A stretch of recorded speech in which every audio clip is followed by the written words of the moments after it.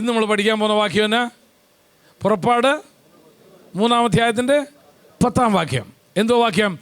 ആകയാൽ വരിക, നീ എൻ്റെ ജനമായ ഇസ്രയേലിനെ മിസ്രയീമിൽ നിന്ന് പുറപ്പെടുവിക്കേണ്ടതിന് ഞാൻ നിന്നെ ഫറവോൻ്റെ അടുക്കൽ അയക്കും. അടുത്ത ആഴ്ച വേറെ വാക്യമായിരിക്കും. നമുക്ക് ഒരാഴ്ച ഒരു വാക്യം വെച്ച് പഠിക്കാമേ, കുഴപ്പമില്ലല്ലോ. എന്നെക്കൊണ്ടത് പറ്റത്തില്ലെന്നുള്ളവരൊന്ന് കൈ ഉയർത്തിക്ക്. ആരുമില്ല. അപ്പോൾ പഠിക്കണം അറ്റ്ലീസ്റ്റ് 1 വേർഡ്സ്. ഞായറാഴ്ച വേറെ ഒരു പരിപാടിയില്ലല്ലോ, അതുകൊണ്ട് നമുക്കൊരു വാക്യമെങ്കിലും പഠിക്കണം. കഴിയുന്നതും കൊച്ചു കൊച്ചു വാക്യങ്ങളെ ഞാൻ എടുക്കത്തുള്ളൂ. ആകയാൽ വരിക, ഇത് ആരോട് പറയുക? ദൈവം മോശയോട് പറയുക. എന്നാ പറയുന്നേ? മോശേ, ആകയാൽ യു ജസ്റ്റ് കം, നീ വാ. I'm going to entrust a mission into your hands. ഞാൻ നിൻ്റെ കയ്യിൽ ഒരു ദൗത്യം ഏൽപ്പിക്കാൻ പോവുക.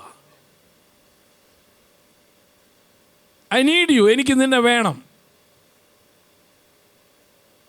കാരണം നിന്നെക്കൊണ്ട് ചിലത് എനിക്ക് ചെയ്യിക്കാനായിട്ട് സാധിക്കും. ദൈവം എന്ന് പലരോടും പറയുന്നൊരു കാര്യത, ഐ നീഡ് യു, എനിക്ക് നിന്നെ വേണം. ദൈവം ഇത് മോശയോട് പറയുമ്പോൾ മോശയ്ക്ക് ഓൾറെഡി ഒരു ജോലിയൊക്കെ ഉണ്ട്. എന്തോ ജോലി? വിദ്യാഭ്യാസമായിട്ട് ഒരു ബന്ധവും ഇല്ലാത്തൊരു ജോലിയാണ് മോശ ഇപ്പോൾ ചെയ്യുന്നത്. പക്ഷെ മോശ എനിക്ക് വളരെ, ഞാൻ ഐ അപ്രീഷിയേറ്റ് ചെയ്യും, ഞാൻ വളരെ അഭിനന്ദിക്കുന്ന ഒരു മനുഷ്യനാണ്. കാരണം ഈ ചിലരെ അവർക്ക് അവർ പഠിച്ചതിനനുസരിച്ചുള്ളൊരു ജോലി കിട്ടിയാലേ അവർ ചെയ്യത്തുള്ളൂ. അങ്ങനെയുള്ള ആളുകളുണ്ട്. ഞാൻ പഠിച്ചതിനനുസരിച്ചുള്ളൊരു ജോലി, എൻ്റെ കുഞ്ഞ് ചുമ്മാ കിടന്നുറങ്ങാതെ എന്തെങ്കിലും ചെയ്യുന്നീയേ, എന്നാലേ നിന്നെ വേറെ ഏൽപ്പിക്കാനൊക്കത്തുള്ളൂ. ഓട്ടെ, യൂത്തിനോട് പറയേണ്ട ഒരു കാര്യമാണ്, ഞാനിപ്പോൾ അങ്ങോട്ട് പോകുന്നില്ല. മോശ ചെയ്യുന്ന ജോലി ആടിനെ മേയ്ക്കുന്ന ഒരു ജോലിയാണ്. അത് ആരുടെ ആടിനെയും മേയ്ച്ചാലും അമ്മായിപ്പൻ്റെ ആടിനെ മേയ്ച്ചാൽ ഒരിക്കലും തൃപ്തിയാവത്തില്ല. അമ്മായിപ്പന്മാരുള്ളവർക്ക് അറിയാതെ, എനിക്കതില്ലാത്തതുകൊണ്ട് കുഴപ്പമൊന്നുമില്ല. മോളെ എത്ര നന്നായി നോക്കിയാലും തൃപ്തിയാവത്തില്ല. എന്തൊക്കെ ചെയ്താലും വിചാരിക്കുക ഒരല്പസമയം വെറുതെ ഇട്ട് വെച്ച് അവന് വേറെ പണിയൊന്നുമില്ല, അവൻ അത്രയും നേരം കൂടെ പോയി ജോലി എടുത്തതോടെയും ചോദിക്കും. അപ്പോൾ അമ്മായിപ്പൻ്റെ ആടുകളെ മേയിച്ച് ജീവിക്കുന്ന ഒരു മനുഷ്യനാണ് മോശ. കാര്യം വേറെ നിവൃത്തിയില്ലാത്തതുകൊണ്ടാണ്, കയ്യിലിപ്പോണ്ട് അവിടെ എത്തേണ്ടി വന്നേ, പോട്ടെ, അത് അങ്ങോട്ടല്ല ഞാൻ പോന്നെ. എനിവേ, ആ ജോലി ചെയ്തുകൊണ്ടിരിക്കുന്ന ആ മോശയോട് ദൈവം പറയുകയാണ്, ഐ നീഡ് യു, എനിക്ക് നിന്നെ ആവശ്യമുണ്ട്. I have a mission to entrust you, ഒരു ദൗത്യം എനിക്ക് നിന്നെ ഏൽപ്പിക്കാനായിട്ടുണ്ട്. ഇന്ന് ദൈവം ചിലരോടൊക്കെ പറയാതെ, ചിലരോടല്ല എല്ലാവരോടും പറയുന്നത് എന്തുവാ? എനിക്ക് നിന്നെ വേണം, എനിക്ക് ഒരു ദൗത്യം നിന്നെ ഏൽപ്പിക്കാനായിട്ടുണ്ട്. ഐ നീഡ് യു, എനിക്ക് നിന്നെ ആവശ്യമുണ്ട്. എനിക്ക് ചില ദൗത്യങ്ങൾ ചെയ്തെടുക്കാനായിട്ട് ഐ നീഡ് യു. എൻ്റെ ഇന്നത്തെ പ്രസംഗ വിഷയം, why did God choose Moses? ദൈവം എന്തുകൊണ്ടാണ് മോശയെ തിരഞ്ഞെടുക്കാൻ കാര്യം? എൻ്റെ മുമ്പിലുള്ള സമയത്തിൻ്റെ പരിധി വെച്ചുകൊണ്ട് ഞാൻ 4 കാരണങ്ങൾ പറയാൻ ആഗ്രഹിക്കുന്നുണ്ട്. ആ 4 കാരണത്തിൽ ഏതെങ്കിലും ഒന്ന് നിങ്ങളുടെ ജീവിതത്തിലുണ്ടെങ്കിൽ അതിൻ്റെ അർത്ഥം നിങ്ങളെ ദൈവത്തിന് ഇന്ന് ആവശ്യമുണ്ടെന്നാണ്. 4 ഏതെങ്കിലും ഒരെണ്ണം മതി. നിങ്ങളുടെ ജീവിതത്തിലുണ്ടെങ്കിൽ ദൈവത്തിന് നിന്ന് നിങ്ങളെ ആവശ്യമുണ്ട്. നമ്പർ 1, ദൈവത്തിനൊരു മനുഷ്യനെ വേണം ദൈവത്തിൻ്റെ പ്രവൃത്തി ചെയ്യാനായിട്ട്. God always needs a man to do a work. ദൈവത്തിന് ഒരു മനുഷ്യനെ വേണം. അത് ആ കാലഘട്ടത്തിൽ ജീവിക്കുന്ന ഒരു മനുഷ്യനായിരിക്കണം എന്നും ദൈവത്തിന് നിർബന്ധമുണ്ട്. നിങ്ങൾ എൻ്റെ ഒപ്പം ഉണ്ടെങ്കിലേ ഞാൻ പറയുന്നത് മനസ്സിലാവത്തുള്ളൂ. ദൈവത്തിൻ്റെ പ്രവൃത്തി ചെയ്യാനായിട്ട് ദൈവത്തിന് ഒരു മനുഷ്യനെ ആവശ്യമുണ്ട്. എന്തോ ദൈവത്തിൻ്റെ പ്രവൃത്തിയാ? മോശ ജനിക്കുന്നതിന് തലമുറകൾക്ക് മുൻപ് ദൈവം തൻ്റെ അബ്രഹാമിനോടൊരു വാഗ്ദത്തം ചെയ്തിട്ടുണ്ട്. നീ കിടക്കുന്ന ഈ ഭൂമി ഞാൻ നിനക്കും നിൻ്റെ തലമുറയ്ക്കും തരുമെന്ന്. അതിൻ്റെ സമയമായി. ഉൽപ്പത്തി പുസ്തകം 15-ാം അധ്യായത്തിൻ്റെ 16 മുതൽ 21 വരെയുള്ള വാക്യങ്ങളാണ്. അതിൻ്റെ ഒരു അല്പം ഹിസ്റ്റോറിക്കൽ ചരിത്ര പശ്ചാത്തലം ഞാൻ പറയാം. ദൈവം അബ്രഹാമിനെ വിളിച്ച് വേർതിരിച്ചു. എന്നിട്ട് അവന് വലിയ വാഗ്ദത്തങ്ങൾ നൽകി കൊടുത്തു. ഞാൻ നിന്നെ പാലും തേനും ഒക്കെ കൊടുക്കുന്ന ദേശത്തേക്ക് കൊണ്ടുപോകാൻ, കാരണം ഒത്തിരി വാഗ്ദത്തങ്ങൾ നൽകി കൊടുത്തു. ഒരു ദിവസം സഹികെട്ട അബ്രഹാം ദൈവത്തോട് ചോദിച്ചു, സംഗതിയൊക്കെ ശരിയാ, പക്ഷേ ഇത് നീ എനിക്ക് തരും എന്നുള്ളത് ഞാൻ എങ്ങനെ അറിയും? It's true that you gave me great promises. 16-ാം അധ്യായത്തിൽ നിങ്ങൾ നോക്കൂ, നീ വലിയ വാഗ്ദത്തങ്ങളൊക്കെ എനിക്ക് തന്നിട്ടുണ്ട്. നീ എനിക്ക് നീ കിടക്കുന്ന ഭൂമി നിനക്ക് തരാമെന്നൊക്കെ നീ ആൾ കുറേ ആയല്ലോ പറയുന്നു. പക്ഷേ ഇത് എപ്പോഴാണ് നീ തരുന്നേ? ദൈവം അബ്രഹാമിനോട് പറയുകയാണ്, okay, I will tell you. ഞാൻ സമയം പറയാം. ഒരു യാഗം അർപ്പിക്കാൻ പറഞ്ഞു. ദൈവം ഏതൊരു കാര്യം ചെയ്യുന്നതിന് മുമ്പ് God confirms it with a sacrifice. ദൈവം ഒരു യാഗത്തിലൂടെയാണ് സകല ഉടമ്പടികളും ചെയ്യുന്നത്. നിങ്ങൾ നോക്കിയോ, ദൈവം ആരോടെങ്കിലും സംസാരിക്കാൻ ആഗ്രഹിക്കുന്നെങ്കിൽ always God asks them to bring an offering. യാഗത്തിലൂടെ, ആരാധനയിലൂടെയാണ് ദൈവം ഉടമ്പടി ചെയ്യുന്നതും ഉടമ്പടി ഉറപ്പാക്കുന്നതും. കാരണം ഒരിക്കലും പിന്നെ അതിൽ നിന്ന് എന്ത് ചെയ്യാൻ പറ്റത്തില്ല, പിന്മാറാനൊക്കത്തില്ല. ഞാൻ ഒരു ഉദാഹരണം പറഞ്ഞുതരാം. ഈ കല്യാണം എന്തിനാ നാട്ടുകാരെ വിളിച്ച് എല്ലാവരുടെയും മുമ്പിൽ വെച്ച് നടത്തുന്നത്? രഹസ്യത്തിൽ പോയി 2 പേർക്കും കൂടെ നടത്തിയാൽ പോരെ? ഇത്രയും ജനത്തിൻ്റെ മുമ്പ് വെച്ച് നടത്തേണ്ട കാര്യം തന്നെ. നിനക്ക് പിന്മാറാൻ ഇനി എന്തില്ല, നിവൃത്തിയില്ല. അതുകൊണ്ട് ആ വിവാഹവാചകം ചൊല്ലിക്കൊടുക്കാൻ നിങ്ങൾ പറയും, പിതാവായ ദൈവത്തിൻ്റെയും പുത്രനാകുന്ന യേശു ക്രിസ്തുവിൻ്റെയും പരിശുദ്ധാത്മാവിൻ്റെയും വിശുദ്ധ സഭയെയും ദൂതന്മാരെയും, ഇനി ആരെയൊക്കെ അതിനകത്ത് കയറ്റാമോ അതിനകത്ത് എല്ലാം ഞങ്ങൾ കയറ്റും, വചനത്തെയും ഒക്കെ സാക്ഷി നിർത്തി ഞാൻ നിന്നോട് ഉടമ്പടി ചെയ്യുന്നു, മരണം നമ്മെ വേർപിരിക്കുന്നിടം വരെ ഈ ഉടമ്പടിയിൽ നിന്ന് ഞാൻ പിന്മാറത്തില്ല. അങ്ങനെ പറഞ്ഞ ആരെങ്കിലും ഉണ്ടെങ്കിൽ ഒരിക്കലും പിന്മാറരുത്. ഒളിച്ചോടി പോയവർക്ക് പിന്നെ ഇത് ബാധകമല്ല. കാര്യം തന്നെ, ആരോടും ഒന്നും പറഞ്ഞിട്ടില്ല, ആരും അറിഞ്ഞിട്ടുമില്ല. ഇതിനകത്ത് ആരും അങ്ങനെയുള്ളവരില്ലെന്ന് തോന്നുന്നു. ഉണ്ടോ? അങ്ങനെ വല്ലവരും ഉണ്ടെങ്കിൽ നാളെ വന്ന് തീരുമാനം എടുത്തോണം, സഭയുടെ മുമ്പ് വെച്ച് തീരുമാനം എടുത്തോണം. ഒരിക്കലും ഞങ്ങൾ എന്ത് ചെയ്യത്തില്ല, പിന്മാറത്തില്ല. എന്തിനാ? ദൈവത്തിൻ്റെ സാന്നിധ്യത്തിൽ വെച്ചാണ് ഉടമ്പടി ചെയ്യുന്നത്. എന്നിട്ട് മലാക്കി പ്രവചനത്തിൽ പറയുന്നു, യഹോവ ഭക്തന്മാർ തമ്മിൽ തമ്മിൽ സംസാരിച്ചു, യഹോവ ശ്രദ്ധ വെച്ച് കേട്ടു. That's a covenant made in front. ദൈവത്തിൻ്റെ മുൻപിൽ വെച്ചാണ് ഉടമ്പടി ചെയ്തേക്കുന്നത്. വേദപുസ്തകം മുഴുവൻ നിങ്ങൾ നോക്കൂ. Every covenant God makes with human, മനുഷ്യരുമായി ദൈവം ചെയ്യുന്ന എല്ലാ ഉടമ്പടികളും ദൈവത്തിൻ്റെ സാന്നിധ്യത്തിൽ, ആരാധനയുടെ മധ്യത്തിലായിരിക്കും ദൈവം ചെയ്യുന്നത്. കാരണം എന്താ? ഗോഡ് കനോട്ട് പിന്നെ പിന്മാറാൻ നിവൃത്തിയില്ല. അവൻ അബ്രഹാമിനോട് പറഞ്ഞു, ഒരു യാഗം അർപ്പിക്കാനായിട്ട് പറഞ്ഞു. അബ്രഹാം യാഗമൃഗത്തെയൊക്കെ കൊണ്ടുവന്നു, യാഗം അർപ്പിച്ചു. യാഗത്തിൽ ദൈവം പ്രസാദിച്ചു, ദൈവ സാന്നിധ്യം ഇറങ്ങി വന്നു. ഇനി ആ വാക്യങ്ങൾ നിങ്ങൾ വായിച്ചോ. ഞാനിതെപ്പോൾ പ്രാപിക്കുമെന്നുള്ളതാ ചോദ്യം. നീ പറഞ്ഞ ഈ വാക്തത്വങ്ങൾ മുഴുവൻ, ഈ ദേശമൊക്കെ എനിക്ക് തരാമെന്ന് പറഞ്ഞല്ലോ, വെൻ ഐ ആം ഗോയിങ്, എനിക്കിത് എപ്പോഴാണ് കിട്ടാൻ പോകുന്നേ?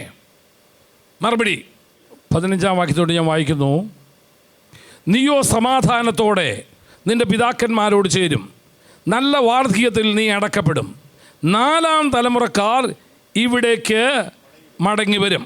അന്ന് യഹോവ അബ്രഹാമിനോടൊരു നിയമം ചെയ്തു, നിൻ്റെ സന്തതിക്ക് ഞാൻ മിസ്രയീം നദി തുടങ്ങി ഫ്രാത്ത് നദിയായ മഹാനദി വരെയുള്ള ദേശത്തെ കെന്യർ, കെനിസ്യർ, മോന്യർ, ഹിത്യർ, പെരിസ്യർ, രഫായിമ്യർ, അമോര്യർ, കനാന്യർ, ഗിർഗസ്യർ, യെബൂസ്യർ എന്നിവരുടെ ദേശത്തെ തന്നെ തന്നിരിക്കുന്നു എന്ന് അരുളി ചെയ്തു. അപ്പോൾ അബ്രഹാമിൻ്റെ ചോദ്യത്തിന് മറുപടി ആയിരുന്നു, എപ്പോൾ എനിക്കിത് പ്രാപിക്കും? മറുപടി 4-ാം തലമുറ. പുറപ്പാട് പുസ്തകത്തിലേക്ക് നാം വരുമ്പോൾ ഏതാണ്ട് ആ തലമുറയായി ദൈവം വാക്തത്വം ചെയ്തിരിക്കുന്ന ആ വാക്തത്വത്തെ തൻ്റെ ജനത്തിന് നൽകിക്കൊടുക്കേണ്ട സമയമായി. അത് നൽകിക്കൊടുക്കാനായിട്ട് ദൈവത്തിനൊരാളെ ആവശ്യമുണ്ട്. ഇവിടെ നിന്ന് ഞാൻ പറയാൻ ആഗ്രഹിക്കുന്ന ഒറ്റൊരു വിഷയമാണ്, ഗോഡ് നീഡ്സ് യു. ദൈവത്തിന് നിന്നെ ആവശ്യമുണ്ട്. എന്തിനു വേണ്ടിയാ? To fulfill his promises that he gave to somebody. ആരോടൊക്കെയോ ദൈവം കാലാകാലങ്ങളിൽ ചെയ്ത അവരുടെ വാക്തത്വത്തിൻ്റെ പൂർത്തീകരണം അവർക്ക് ചെയ്തു കൊടുക്കേണ്ടതിന്, വാക്തത്വമാരുടെ ജീവിതത്തിൽ പൂർത്തിയാക്കേണ്ടതിന് ദൈവത്തിന് പ്രവർത്തിക്കാൻ ഒരു വ്യക്തിയെ വേണം. അത് ഈ തലമുറയിൽ നീയാ. തലമുറകൾക്ക് മുൻപ് ദൈവം ആരോടൊക്കെയോ ചെയ്ത ചില വാഗ്ദത്തങ്ങൾ, ആർക്കൊക്കെയോ നൽകിക്കൊടുത്ത ചില വാഗ്ദത്തങ്ങൾ നിറവേറേണ്ട സമയമായി. 2023 ദൈവം ചിലരോടൊക്കെ ചെയ്ത ചില വാഗ്ദത്തങ്ങൾ നിവൃത്തിയാക്കപ്പെടണമെങ്കിൽ ദൈവത്തിനൊരു വ്യക്തിയെ വേണം. മോശേ, എനിക്ക് നിന്നെ ആവശ്യമുണ്ടതിന്. ദൈവത്തിന് അബ്രഹാമിൻ്റെ മക്കളാകുന്ന ഇസ്രായേൽ ജനത്തോട് തലമുറകൾക്ക് മുൻപ് കൊടുത്തൊരു വാഗ്ദത്തം, ഈ ദേശം നിനക്കും നിന്റെ സന്തതിക്കും ഞാൻ തരുമെന്ന് ദൈവം വാഗ്ദത്തം ചെയ്ത ദേശം അവർക്ക് കൈവശമാക്കി കൊടുക്കുവാൻ ദൈവത്തിന് സമയമായി. ആ വാഗ്ദത്തം നിവർത്തിച്ചെടുക്കണമെങ്കിൽ ദൈവത്തിനൊരു വ്യക്തിയെ വേണം. അത് ആ തലമുറയിലുള്ളൊരു വ്യക്തിയെ വേണം. ഒരു കാര്യം ഞാൻ പറയാം, ഈ തലമുറയിൽ ദൈവം നീയും ഞാനും എന്നെയും നിന്നെയും ജീവിക്കുവാൻ ദൈവം അനുവദിച്ചിരിക്കുന്നത് ചിലരോടുള്ള ദൈവത്തിൻ്റെ വാഗ്ദത്തം നമ്മളിലൂടെ നിവർത്തിച്ചെടുക്കാൻ വേണ്ടിയാണ്. That's the only reason. മോശയെ ദൈവം തിരഞ്ഞെടുത്തതിൻ്റെ കാരണം അതാ. He needed a man. ദൈവത്തിനൊരു വ്യക്തിയെ വേണമായിരുന്നു. ഓൾ ത്രൂ ദ ബൈബിൾ, വേദപുസ്തകം മുഴുവൻ നിങ്ങൾ തിരിഞ്ഞു നോക്കിക്കോ. ദൈവത്തിൻ്റെ പ്രവൃത്തി ചെയ്തെടുക്കുവാൻ ദൈവം എപ്പോഴും കൂട്ടുപിടിക്കുന്നത് ഒരു മനുഷ്യനെ ആയിരുന്നു. ആ തലമുറയിൽ ജീവിക്കുന്ന ഒരു മനുഷ്യൻ. ഇന്ന് പകൽക്കാലം ഞാൻ ദൈവജനത്തോട്, ദൈവസഭയോട്, അടുത്ത മകലയുമായി എന്നെ കേൾക്കുന്ന സകല ദൈവമക്കളോടും പറയാം, ഈ തലമുറയിൽ ജീവിക്കുവാൻ, ദൈവത്തെ അറിഞ്ഞ് ജീവിക്കുവാൻ, ദൈവ ശബ്ദം കേട്ട് ജീവിക്കുവാൻ, ദൈവ വഴി അറിഞ്ഞ് ജീവിക്കുവാൻ ദൈവം നിനക്കൊരു ഭാഗ്യം നൽകി തന്നെങ്കിൽ ചിലരോടുള്ള ദൈവത്തിൻ്റെ വാഗ്ദത്തം നിന്നിലൂടെ നിവർത്തിച്ചെടുക്കേണ്ടതിന് വേണ്ടിയാ. ആരോടൊക്കെയോ ഞാൻ പൂർണ്ണമായും വിശ്വസിക്കുന്നു. അടുത്ത ശനിയാഴ്ച 40ഓളം കാഴ്ച പരിമിതിയുള്ളവരോട് വരുമല്ലോ. അവരോടുള്ളൊരു അവർക്ക് ദൈവം കൊടുത്തിരിക്കുന്നൊരു വാഗ്ദത്തമുണ്ട്. അത് നിവർത്തിച്ചെടുക്കണമെങ്കിൽ ദൈവത്തിന് ഈ സഭയെ ആവശ്യമുണ്ട്. എല്ലാവരും ദൈവത്തെ അറിയണം, എല്ലാവരും നിത്യജീവൻ അവകാശികളായി തീരണം, എല്ലാം ദൈവരാജ്യത്തിൻ്റെ അവകാശികളായി തീരണമെന്ന് ദൈവം ആഗ്രഹിക്കുന്നു എന്നുള്ള ഒരു ദൈവിക വാഗ്ദത്തം അവരോടുള്ള ബന്ധത്തിൽ അത് നിവർത്തിച്ചെടുക്കാൻ ദൈവത്തിനൊരു മോശയെ വേണം. ഈ കാലഘട്ടത്തിൽ നിന്നെ വേണം, എന്നെ വേണം, ഈ സഭയെ വേണം. ദൈവം മോശയെ തിരഞ്ഞെടുത്തതിൻ്റെ ഒരു കാരണം, ഗോഡ് നീഡഡ് എ മാൻ. ദൈവത്തിനൊരു മനുഷ്യനുണ്ട്. ഇന്ന് പകൽക്കാലം ഞാനൊരു കാര്യം പറയാം, നമ്മളാരും ദൈവത്തെ തിരഞ്ഞെടുത്തതല്ല, അവിടുന്ന് നമ്മളെ തിരഞ്ഞെടുത്തത്. ആ നമ്മളിലൂടെ ആരുടെയൊക്കെയോ ജീവിതത്തിൽ തലമുറകൾക്ക് മുമ്പ് ലഭിച്ച ചില വാഗ്ദത്തങ്ങൾ, അവരോട് ദൈവം ചെയ്ത ചില വാഗ്ദത്തങ്ങൾ അവർക്ക് നിറവേറ്റി കൊടുക്കാനായിട്ട്, ഒരു ഉപകരണമായിരിക്കാനായിട്ടാണ് ദൈവം നമ്മെ തിരഞ്ഞെടുത്തതെന്ന് ഒരിക്കലും മറന്നു കളയരുത്. ദൈവം മോശയെ തിരഞ്ഞെടുത്തതിൻ്റെ ഒരു കാരണം അതാ, ബിക്കോസ് ഹീ നീഡഡ് എ മാൻ. ഉദാഹരണം, എന്തെങ്കിലും ഒരു കാര്യം പറയണമെങ്കിൽ എനിക്കൊരാളെ ആവശ്യമുണ്ടെന്ന് വിചാരിക്കുക, ഞാൻ ആരെങ്കിലും ഒരാളെ എന്ത് ചെയ്യും? ഓഡിയൻസിൽ നിന്ന് തിരഞ്ഞെടുക്കും. അതെന്താ സാറേ അയാളെ? എനിക്കൊരാളെ വേണമായിരുന്നു. That's all. എനിക്കൊരാളെ വേണമായിരുന്നു ആ കാര്യം ചെയ്യാനായിട്ട്, ആ കാര്യം പ്രവർത്തിക്കാനായിട്ട്. ഇന്ന് പകൽക്കാലം ഞാൻ കാര്യം പറയാം, ആ ദൈവത്തിൻ്റെ പദ്ധതിയിൽ ഒരു പങ്കാളിയായി തീരാൻ കഴിഞ്ഞു എന്ന് പറയുന്നത് എത്രയോ ഭാഗ്യകരമായ അവസ്ഥ, എത്രയോ ഭാഗ്യകരമായ അവസ്ഥ. ഇന്ന് പകൽക്കാലം 2023 ആരംഭത്തിൽ വന്നിരിക്കുന്ന ദൈവസഭയോട്, ലോകമെമ്പാടുമുള്ള വിശുദ്ധന്മാരോട് എനിക്കൊരു കാര്യമേ പറയാനുള്ളൂ, ഗോഡ് നീഡ്സ് യു. ദൈവത്തിന് നിന്നെ ആവശ്യമുണ്ട്. ദൈവത്തിന് നിന്നെ ആവശ്യമുണ്ട്. എന്തിനു വേണ്ടി? To fulfil his promise. ആരോടൊക്കെയോ അവൻ ചെയ്ത ചില വാഗ്ദത്തങ്ങൾ നിവർത്തിച്ചെടുക്കേണ്ടതിന് വേണ്ടി. ഇന്ന് പകൽക്കാലം അതുകൊണ്ട് എന്ത് ചെയ്യണം? മോശെ, ആകയാൽ നീ വാ, I want to use you. എനിക്ക് നിന്നെ ഉപയോഗിക്കാൻ ആഗ്രഹമുണ്ട്. രണ്ടാമത്തെ കാരണം, മോശയെ തിരഞ്ഞെടുക്കാനുള്ള രണ്ടാമത്തെ. അപ്പം ദൈവം ഒരാളെ ഇങ്ങനെ അന്വേഷിച്ചുകൊണ്ടിരിക്കുക. എൻ്റെ ജനമായ അബ്രഹാമിനോട്, എൻ്റെ ജനമായ അബ്രഹാമിൻ്റെ സന്തതിയാകുന്ന ഇസ്രായേലിനോട്, അവരുടെ 4ാം തലമുറയെ ഫറവോൻ്റെ അടിമത്വത്തിൽ നിന്ന് അവർ താമസിക്കുന്ന അന്യദേശത്തു നിന്ന് അവരെ വിടിപ്പിച്ചെടുക്കാനായിട്ട് എനിക്കൊരാളെ ദൈവം നോക്കിക്കൊണ്ടിരിക്കുമ്പോഴാണ്. പ്രവാചകൻ്റെ ഭാഷ ഞാൻ കടമെടുക്കുക, അവൻ്റെ കണ്ണ് ഭൂലോകം എങ്ങും എന്ത് ചെയ്തുകൊണ്ടിരിക്കുക? ഊടാടി സഞ്ചരിച്ചുകൊണ്ടിരിക്കുക. ഹും ക്യാൻ ഐ ചൂസ്? ആരെ എനിക്ക് തിരഞ്ഞെടുക്കാനായിട്ട് കഴിയും ഈ ദൗത്യം ചെയ്യാൻ, ഈ ശുശ്രൂഷ ചെയ്യാൻ, കാഴ്ചയില്ലാത്തവരുടെ ഇടയിൽ ഇത് പ്രവർത്തിക്കാൻ, HIV രോഗികളുടെ ഇടയിൽ പ്രവർത്തിക്കാനായിട്ട്, ഓട്ടിസം കുഞ്ഞുങ്ങളോട് സുവിശേഷം പറയാനായിട്ട്? വേണ്ട, നമ്മൾ ചെയ്യുന്ന എല്ലാം നിങ്ങൾ ലിസ്റ്റ് ചെയ്തോ. ഇത് ചെയ്യാൻ എനിക്കൊരാളെ വേണം. ഇതിനാരുണ്ട് എന്ന് ദൈവം നോക്കിക്കൊണ്ടിരുന്നപ്പോഴാ ഒരുവനെ ദൈവം കണ്ടു, മോശ. ഗിദെയോന്റെ ജീവിതത്തിലേക്ക് വളരെ പെട്ടെന്ന് ഞാൻ നിങ്ങളെ ഒന്ന് കൊണ്ടുവരാം.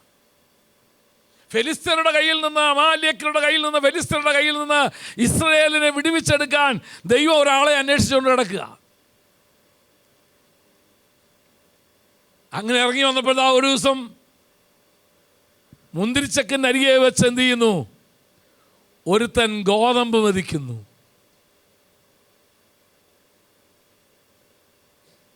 എന്താ അവൻ ചെയ്ത പ്രവൃത്തിയുടെ അർത്ഥം എന്നാ?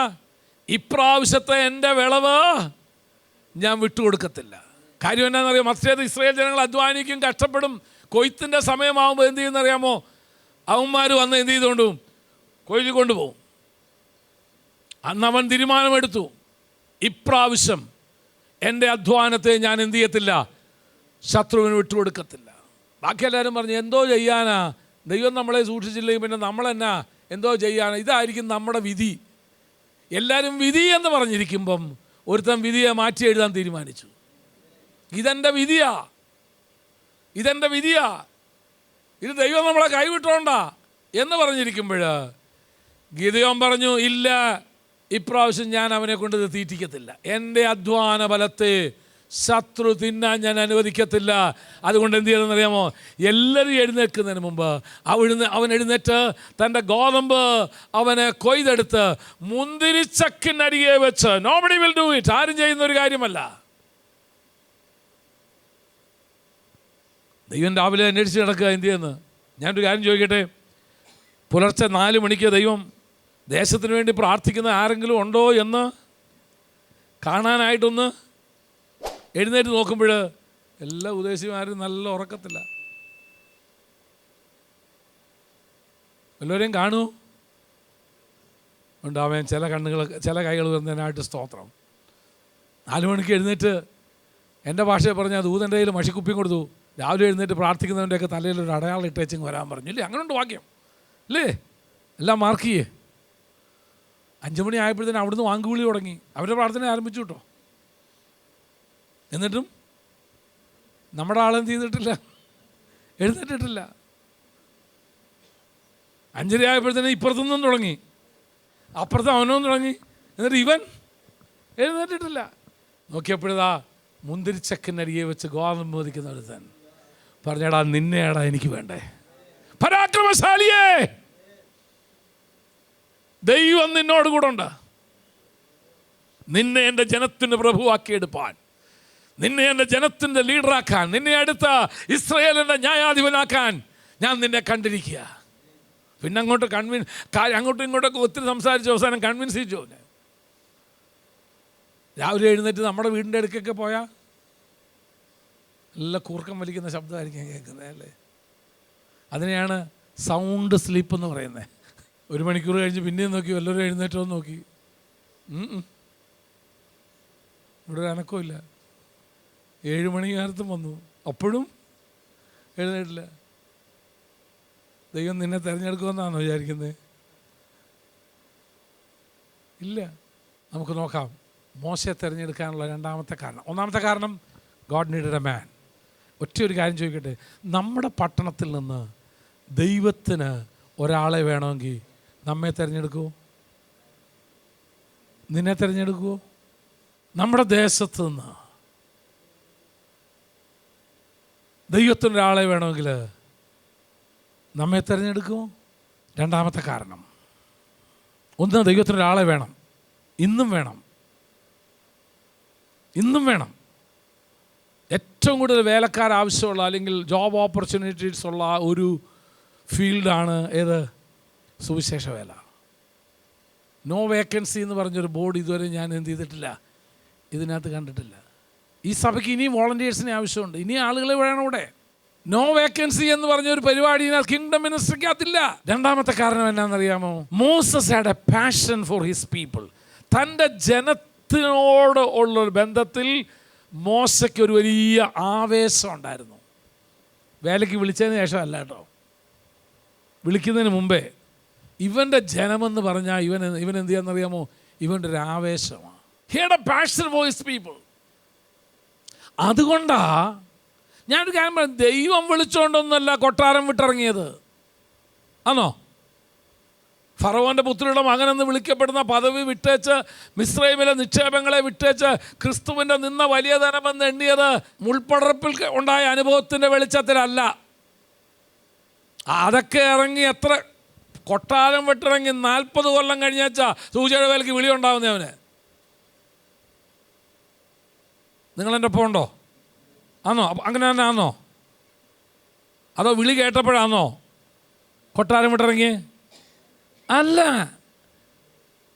വിളി ഉണ്ടാകുന്നതിന് 40 വർഷം മുമ്പേ ഇവൻ എന്ത് ചെയ്തു? സൂചിയുടെ വേലയ്ക്ക് ഇറങ്ങുന്നതിന് 40 വർഷം മുമ്പേ ഇവൻ കൈയടിക്കുകയും പാട്ട് പാടുകയും ട്രാക്ടർ കൊടുക്കുകയും വീട്ടിൽ വല്ല കൂട്ടായ്മ നടത്തുകയൊക്കെ ചെയ്യുന്നതാ. ചിലരൊക്കെ പറഞ്ഞിരിക്കുക കർത്താവ് വിളിക്കട്ടെ, അന്നേരം ഞാനതൊക്കെ. നിന്നെ വിളിക്കുകയില്ല. ദൈവം വിളിക്കുന്നത് ഓൾറെഡി കൊട്ടാരം വിട്ടതിനെയാ. മോശയെ വിളിക്കാനുള്ള രണ്ടാമത്തെ കാരണം, he had a passion for his people. കൊട്ടാരത്തിൽ താമസിക്കുന്നവന് വേണമെങ്കിൽ പറയാമായിരുന്നു, ഞാൻ ഗോളടിച്ചു, എങ്ങനെ വേണമെങ്കിലും മറ്റുള്ളവരായിക്കോട്ടെ, എനിക്ക് എൻ്റെ കാര്യം. അല്ലല്ലല്ലല്ല, തൻ്റെ ജനം കഷ്ടപ്പെടുന്നത് അറിഞ്ഞപ്പോൾ തൻ്റെ ജനത്തെക്കുറിച്ചുള്ളൊരു പാഷൻ, ഒരു ദാഹം, ഒരു വാഞ്ച, ഒരു അഭിവാഞ്ച അവൻ്റെ ഹൃദയത്തിലുണ്ടായിരുന്നു. അതുകൊണ്ട് even before he was called by God, ദൈവത്താൽ അവൻ വിളിക്കപ്പെടുന്നതിന് മുൻപേ അവൻ്റെ അന്തരാത്മാവിലുള്ള ദാഹത്തിൻ്റെ വെളിച്ചത്തിൽ കൊട്ടാരം വിട്ടു, മിസ്രൈമിലെ നിക്ഷേപങ്ങളെ വിട്ടു, ഫറവോൻ്റെ പുത്രിയുടെ മകനെന്ന് വിളിക്കപ്പെടുന്നത് വിട്ടിട്ട് അവൻ തൻ്റെ ജനത്തോടുകൂടെ ഇറങ്ങി തിരിച്ചു. ദൈവത്തിന് അങ്ങനെയുള്ളവരെയാ. എൻ്റെ ഭാഷ പറഞ്ഞ, he separated himself for his people before God separates him for his people. ദൈവത്തിൻ്റെ ജനത്തിനു വേണ്ടി ദൈവം അവനെ വേർതിരിക്കുന്നതിന് മുൻപേ അവൻ തൻ്റെ ജനത്തിനു വേണ്ടി തന്നെ താൻ വേർതിരിച്ചു. ദൈവം വിളിച്ചിട്ടൊന്നുമില്ല. കൊട്ടാരത്തിൽ താമസിക്കുന്ന കാലത്തൊന്നും അവന് ഒരു ദർശനവും കിട്ടിയിട്ടില്ല. ദൈവം അവനെ വിളിച്ചതുമില്ല. തൻ്റെ ജനത്തെക്കുറിച്ചുള്ള ഒരു വലിയ അഭിനിവേശം, ഒരു വാഞ്ച. കൊട്ടാരത്തിൽ വളർന്നു കഴിഞ്ഞപ്പോൾ മോശയ്ക്ക് ഒരു കാര്യം മനസ്സിലായി, I can do something for my people. എൻ്റെ ജനത്തിനു വേണ്ടി എനിക്ക് ചിലതൊക്കെ ചെയ്യാനായിട്ട് കഴിയും. ഇന്ന് പകൽക്കാലം ഞാനൊരു കാര്യം പറയാം, നീ താമസിക്കുന്ന, നീ ജീവിക്കുന്ന ഈ തലമുറയിൽ എനിക്ക് ദൈവത്തിന് വേണ്ടി ചിലതൊക്കെ ചെയ്യാൻ കഴിയുമെന്ന ഉൾബോധ്യമുള്ളവനെ മാത്രമേ തമ്പുരാൻ വിളിക്കത്തുള്ളൂ. നിന്നെ എന്താ വിളിക്കാത്തേ? അവസരം കിട്ടിയാൽ പോലും നീ എന്ത് ചെയ്യത്തില്ല? കർത്താവിന് വേണ്ടി ഒന്നും ചെയ്യത്തില്ല. അവസരം കിട്ടിയാൽ പോലും കർത്താവിന് വേണ്ടി ഒന്നും ചെയ്യാത്ത നിന്നെ ദൈവം വിളിക്കുമെന്നാണ് കാത്തിരിക്കുന്നത്. വെള്ളം വാങ്ങി വെച്ചത് മോശയെ ദൈവം വിളിക്കുന്നതിന് മുൻപ് മോശ എന്ത് ചെയ്യുന്നു? തൻ്റെ ജനത്തിനു വേണ്ടി അവൻ വേർതിരിക്കുക. വേണമെങ്കിൽ മിസ്രൈമിലെ സകല സുഖ സൗകര്യങ്ങളും, മിസ്രൈമിലെ നിക്ഷേപം എന്നൊക്കെ പറഞ്ഞാൽ എന്നാണെന്നറിയാമോ? കൊച്ചു കാര്യമൊന്നുമല്ല. അവരുടെ ശവകുടീരത്തിൽ അടക്കം ചെയ്തിരിക്കുന്ന, പിരമിഡുകൾ അടക്കം ചെയ്തിരിക്കുന്ന നിക്ഷേപങ്ങളുടെ വില എത്രയാണെന്ന് ഇന്നും കണ്ടുപിടിക്കാൻ കഴിയില്ല. അതൊക്കെ വിട്ടേച്ചാൽ ഒരു തന്നെ ഒന്നും വേണ്ടത്ര ആ ടൈറ്റിലെങ്കിലും കിട്ടിയാൽ പോരെ. ഫറവോൻ്റെ പുത്രിയുടെ മകൻ എന്നുള്ള ആ ടൈറ്റിൽ തന്നെ ഉണ്ടെങ്കിൽ അത് തന്നെ ഒരു വലിയ കാര്യമാണ്. അങ്ങനെ മോശ ചെയ്തത് ദൈവം കണ്ടു. ഈവൻ ബിഫോർ ഹിസ് കോൾ, അവൻ്റെ വിളിക്ക് മുൻപേ തൻ്റെ ജനത്തിനു വേണ്ടിയുള്ള ഒരു വലിയ അഭിനിവേശം. I want to do for myself. ഈ തലമുറയിൽ ഞാൻ പറയട്ടെ, നമ്മൾ യാത്ര ചെയ്യുമ്പോൾ നമ്മുടെയൊക്കെ മുമ്പാകെ കടന്നു പോകുന്ന ഒത്തിരി ആളുകളുണ്ടല്ലോ. ഇവരോട് എന്തെങ്കിലും ഒരു ഭാരം നിനക്കുണ്ടോ? എന്തെങ്കിലും ഒരു വേദന നിനക്കുണ്ടോ? I have to do something. എന്തെങ്കിലും ഇവർക്ക് വേണ്ടി ചെയ്യണമെന്ന് നിൻ്റെ അകത്തൊരു ഭാരമുണ്ടെങ്കിൽ ഉറപ്പാ ദൈവം നിന്നെ വിളിച്ചിരിക്കും. വിളിക്കുന്നതിന് മുൻപേ തൻ്റെ ജനത്തെക്കുറിച്ചുള്ളൊരു ആത്മഭാരത്തോടെ. അന്നത്തെ ഭാരം ഇവരെ ആരാധനയ്ക്ക് പിടിക്കുമെന്നൊന്നുമല്ല, തൻ്റെ ജനത്തോടുള്ള ഒരു വലിയ അഭിവാഞ്ച. ഞാൻ ചോദിക്കട്ടെ, നാം ജീവിക്കുന്ന ഈ തലമുറയിൽ നമ്മുടെ ചുറ്റുപാടുമുള്ള ജനത്തെക്കുറിച്ച്, കൂടെ ജോലി ചെയ്യുന്നവരെക്കുറിച്ച്, നമ്മുടെ അയൽവാസികളെക്കുറിച്ച്, നാം ജീവിക്കുന്ന ഈ സമൂഹത്തെക്കുറിച്ച് എന്തെങ്കിലും ഒരു ആത്മഭാരം നിനക്കുണ്ടോ? എത്രയോ ആത്മഹത്യകൾ നമ്മൾ വായിക്കുന്നു. എന്തെല്ലാം സംഭവങ്ങളാണ് ഓരോ ദിവസവും നമ്മൾ എന്ത് ചെയ്യുന്നത്, പത്രത്തിൽ വായിക്കുന്നത്. ഇത് ഏതെങ്കിലും വിധത്തിൽ നിന്നെ ഒന്ന് ടച്ച് ചെയ്യുന്നുണ്ടോ? നിന്നെ ഒന്ന് എഫക്റ്റ് ചെയ്യുന്നുണ്ടോ? ഉണ്ടെങ്കിൽ ഇറ്റ്സ് ടൈം ദാറ്റ് ഗാഡ്, അത് ദൈവം നിന്നെക്കുറിച്ച്, നിന്നെ ദൈവത്തിന് വേണമെന്നുള്ളതിൻ്റെ അടയാളമാണ്. രണ്ട് കാര്യങ്ങൾ. ഒന്ന്, ദൈവത്തിൻ്റെ ഒരു വ്യക്തിയെ വേണം. യെശയ്യാപ്രവാചകൻ്റെ പുസ്തകം 6-ാം അധ്യായത്തിലൊരു ശബ്ദം ഇന്നും കേൾക്കാം. എനിക്ക് വേണ്ടി പോകും, ആരെ ഞാൻ അയക്കേണ്ടു? എനിക്ക് വേണ്ടി പോകും. ചോദിക്കട്ടെ, ദൈവത്തിനൊരാളെ വേണം. അത് ചിലരോടുള്ള ദൈവത്തിൻ്റെ വാഗ്ദത്തം, ചിലരോടുള്ള ദൈവത്തിൻ്റെ വാഗ്ദത്തം നിവർത്തിക്കേണ്ടതിന് ദൈവത്തിനൊരു വ്യക്തിയെ വേണം. നീ പറയോ, കർത്താവേ, ഞാൻ റെഡിയാ, ഞാൻ പൊക്കോളാം, എന്നെ അയക്കണമേ. മുമ്പേ അവൻ്റെ രാജ്യവും നീതി അന്വേഷിക്കുക, അതോടുകൂടെ സകലതും ദൈവം നിനക്ക് നൽകിത്തരും. ജീവനും ഭക്തിക്കും വേണ്ടത് മുഴുവൻ നൽകിത്തരും. രണ്ടാമത് മോശയെ തിരഞ്ഞെടുക്കാൻ കാരണം എന്താണെന്നറിയാമോ? He had a passion for his people. തൻ്റെ ജനത്തിനു വേണ്ടി എരിവോടെ നിൽക്കുന്നൊരു മനുഷ്യൻ, തൻ്റെ ജനത്തിനു വേണ്ടി പദവി ഉപേക്ഷിച്ചൊരു മനുഷ്യൻ, തൻ്റെ ജനത്തിനു വേണ്ടി തൻ്റെ സ്ഥാനം ഉപേക്ഷിച്ചൊരു മനുഷ്യൻ, തൻ്റെ ജനത്തിനു വേണ്ടി മിസ്രൈമിലെ നിക്ഷേപങ്ങളെ മുഴുവൻ ഉപേക്ഷിച്ചിട്ട് ഇറങ്ങി വന്നൊരു മനുഷ്യൻ. Do you have A passion for your people? നിൻ്റെ കുടുംബത്തിലുള്ളവർക്ക് വേണ്ടി, നിൻ്റെ സ്നേഹിതർക്ക് വേണ്ടി, നിൻ്റെ അയൽവാസികൾക്ക് വേണ്ടി, നിൻ്റെ ചുറ്റുപാടുമുള്ളവർക്ക് വേണ്ടി, കർത്താവേ, അവരെ എനിക്ക് തരണം. എനിക്ക് അവരോട് കർത്താവിനെക്കുറിച്ച് പറയണം. അവർ യേശുവിനെ അറിയാനായിട്ട് ഞാൻ ആഗ്രഹിക്കുന്നു. Do you have A passion? ദൈവം മോശയെ തിരഞ്ഞെടുത്തതിൻ്റെ രണ്ടാമത്തെ കാരണം അതാ. ദൈവസ്ഥനെ എഴുന്നേറ്റ് നിൽക്കാം. ദൈവത്തിന് ഇന്നും ചിലരെ തിരഞ്ഞെടുക്കാനുണ്ട്. ഇന്നും കർത്താവിന് ചിലരെ വേണം. ഒരുപക്ഷെ നിങ്ങൾ ഭാരപ്പെടുന്നുണ്ടായിരിക്കും, ഞാൻ അങ്ങനെ ഇറങ്ങി തിരിച്ചാൽ എൻ്റെ കുടുംബത്തിൻ്റെ കാര്യം എന്നാ, എൻ്റെ കുഞ്ഞുങ്ങളുടെ കാര്യം എന്നാ? കർത്താവ് പറയുന്നു, മുമ്പേ അവൻ്റെ രാജ്യവും നീതിയും അന്വേഷിക്കുക, അതോടുകൂടെ എല്ലാം ഞാൻ തരാം, എല്ലാം ഞാൻ തന്നേക്കാം. കർത്താവ് വിളിച്ചപ്പോൾ 5 പിഞ്ച് മക്കളെയും കൊണ്ട്, കൊച്ചുങ്ങളെയും കൊണ്ട് തൃശ്ശൂർ പട്ടണത്തിലേക്ക് വന്ന ഒരു മനുഷ്യൻ. ഇളയ കുഞ്ഞിന് 10 മാസം പ്രായം. കർത്താവ് വിളിച്ചു എന്ന് ബോധ്യം ഉണ്ടായതുകൊണ്ട് ഒരു പൊട്ടനെ പോലെ ഈ 5 കുഞ്ഞുങ്ങളെയും കൊണ്ട് ഈ ആരും അറിയാത്ത ഈ ദേശത്ത് കടന്നു വന്നു. അന്ന് 10 മാസം ഉണ്ടായിരുന്ന കുഞ്ഞ് ഞാനായിരുന്നു. അവരൊരു കൈക്കുഞ്ഞായിട്ടൊരു ഈ മിഷൻ ഫീൽഡിലേക്ക് തൃശ്ശൂർ വരാൻ ദൈവം ഇടയാക്കി. അമ്മച്ച സാക്ഷ്യം പറയാൻ നേരത്തെ എപ്പോഴും പാടുന്നൊരു പാട്ടുണ്ട്, ആഴിയെന്നോർത്തില്ല, ആഴമാരാഞ്ഞില്ല, അലകൾക്ക് ഞാൻ തെല്ലും ഭയപ്പെട്ടില്ല, ഇറങ്ങി ഞാൻ പ്രിയനെ സമുദ്രത്തിൻ നടുവിൽ, നിൻ വിളി കേട്ട് പിന്നിരുക, യാഹേ നീ എൻ ദൈവം. ലജ്ജിപ്പിച്ചില്ല. ആയിരക്കണക്കിന് ആളുകൾ യേശുവിനെ അറിയുവാൻ, യേശുവിനെ ആരാധിപ്പാൻ ഈ പട്ടണത്തിൽ മാന്യമായൊരു സ്ഥാനം തന്ന് ഒരു പരദേശിയെ പോലെ ഇവിടെ വന്ന് പാർത്തെങ്കിൽ ദൈവത്തെ ആരാധിക്കുന്ന ഒരു വലിയ തലമുറയെ കഴിഞ്ഞ ഞായറാഴ്ച അതിൽ 1000-ലധികം ആളുകൾ നമുക്ക് ഒന്നിച്ച് ചേർന്ന് ദൈവത്തെ ആരാധിപ്പാൻ ദൈവം എഴുന്നേൽപ്പിച്ചതിൻ്റെ പുറകിലെ കാര്യം എന്നാണെന്നറിയുമോ? ഏതോ ഒരുവൻ പോഷനെ പോലെ ദൈവത്തെ അനുസരിച്ചു. ഇന്ന് പകൽക്കാലം ഞാനൊരു കാര്യം പറയാം, കർത്താവിൻ്റെ വിളി അനുസരിക്കാമോ? നിൻ്റെ പിന്നാലെ ഒരു തലമുറ എഴുന്നേൽപ്പിച്ച് ദൈവം മാനിച്ചുകൊള്ളും. പരിശുദ്ധനായ ദൈവമേ, ഞങ്ങളുടെ നല്ല പിതാവേ, അങ്ങയുടെ തിരുനാമത്തിന് നന്ദിയോടെ സ്തോത്രം. മോശയെ തിരഞ്ഞെടുത്തതിൻ്റെ കാരണം എന്തെന്ന് ഞങ്ങൾക്ക് അറിയുന്നു.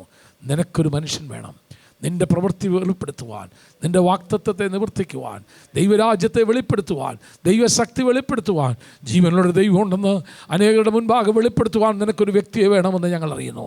ആ വ്യക്തി ഞങ്ങളായിരിക്കട്ടെ അപ്പാ, ആ വ്യക്തി ഞങ്ങളായിരിക്കട്ടെ. ഞങ്ങളുടെ തലമുറയിൽ, ഞങ്ങൾ ജോലി ചെയ്യുന്ന സ്ഥാനങ്ങളിൽ, ഞങ്ങൾ സഞ്ചരിക്കുന്ന ഇടങ്ങളിൽ, ഞങ്ങൾ എവിടെ പോകുന്നുവോ അവിടെയെല്ലാം ജീവിക്കുന്ന ഒരു ദൈവം ഉണ്ടെന്ന് ഞങ്ങളുടെ കൈകളാൽ വെളിപ്പെടേണ്ടതിന്, ഞങ്ങളുടെ അധരങ്ങളാൽ വെളിപ്പെടേണ്ടതിന്, ഞങ്ങളുടെ ജീവിതങ്ങളാൽ വെളിപ്പെടേണ്ടതിന് കർത്താവേ, ഞങ്ങളെ തന്നെ ഞങ്ങൾ സമർപ്പിക്കുന്നു. ഞങ്ങളുടെ ജനത്തെക്കുറിച്ചുള്ളൊരു ആത്മദാഹം, ഈ തലമുറയെക്കുറിച്ചുള്ളൊരു ആത്മദാഹം, നശിച്ചുകൊണ്ടിരിക്കുന്ന മയക്കുമരുന്നിന്, മദ്യത്തിന്, മറ്റ് അസാൻമാർഗിക ജീവിതരീതിക്ക്, ദൈവപ്രമാണങ്ങളെ മറന്ന് ജീവിക്കുന്ന ഈ തലമുറയെ നേടുവാൻ കർത്താവേ ഞങ്ങളാലാവുന്നിടത്തോളം ഞങ്ങൾ ചെയ്തെടുക്കുമെന്നുള്ള ഒരു വലിയ ആത്മഭാരം ഞങ്ങൾക്ക് തന്ന് ഞങ്ങളെ നടത്തണമെന്ന് പ്രാർത്ഥിക്കുന്നു. ഇന്ന് പകൽക്കാലം ഞങ്ങളെ തന്നെ സമർപ്പിക്കുന്നു. മഹത്വവും സ്തുതിയും ബഹുമാനവും പുകഴ്ചയും അങ്ങേക്ക് അർപ്പിക്കുന്നു. അടുത്ത ആഴ്ച ഞങ്ങൾ മടങ്ങി വരുമ്പോൾ, ആരാധനയ്ക്ക് കടന്നു വരുമ്പോൾ ചിലരെ കൂടെ കൊണ്ടുവരുവാൻ, ചില ജീവിതങ്ങളെ കൂടെ കൊണ്ടുവരുവാൻ, ഞങ്ങളുടെ അടുത്ത് താമസിക്കുന്ന, ഞങ്ങളുടെ കൂടെ പ്രവർത്തിക്കുന്ന, കർത്താവിനെ അറിയുവാൻ ആഗ്രഹിക്കുന്ന ചിലരോടുകൂടെ അടുത്ത ആഴ്ച ആരാധനയ്ക്ക് കടന്നു വന്ന് അവർക്ക് ദൈവത്തിൻ്റെ മഹത്വം വെളിപ്പെടുത്തുവാൻ കർത്താവ് സഹായിക്കണമേ എന്ന് പ്രാർത്ഥിക്കുന്നു. മഹത്വവും സ്തുതിയും ബഹുമാനവും പുകഴ്ചയും അങ്ങേക്ക് അർപ്പിക്കുന്നു. യേശുവിൻ പരിശുദ്ധ നാമത്തിൽ തന്നെ.